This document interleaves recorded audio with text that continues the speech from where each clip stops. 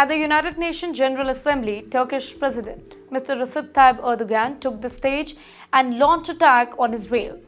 Let me tell you, his speech was fiery, emotional yet direct. He accused Israel of committing crimes in Gaza, going so far as to call it genocide. Erdogan even drew comparison with Holocaust, saying that the world should not look away while Palestinians are being wiped out. He warned that Israel's push to expand settlements in the West Bank and East Jerusalem is not just a local issue anymore.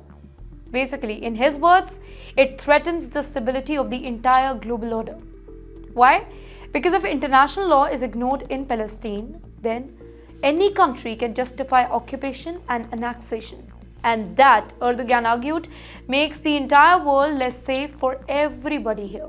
The Turkish leader went further. He said that the Palestinian cause is no longer just an Arab or Muslim issue, it is a global issue.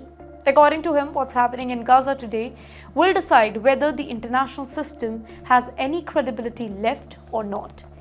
If the UN cannot protect Palestinians, Erdogan asked, then who can protect at all?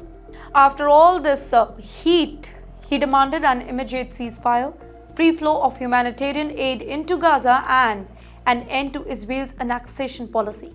Now for Erdogan, the solution is crystal clear, a two-state solution based on 1967 borders with East Jerusalem as Palestine capital.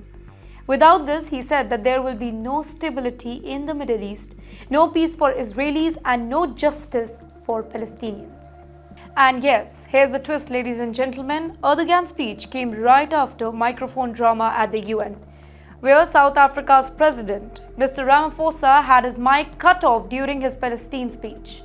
Many saw Erdogan's thunderous attack as a continuation of that particular drama, a message that leaders of the global South will not be silenced on this issue. Now, the bigger picture time, Turkey has long positioned itself as a defender of Palestinian cause. But this time Erdogan went beyond rhetoric.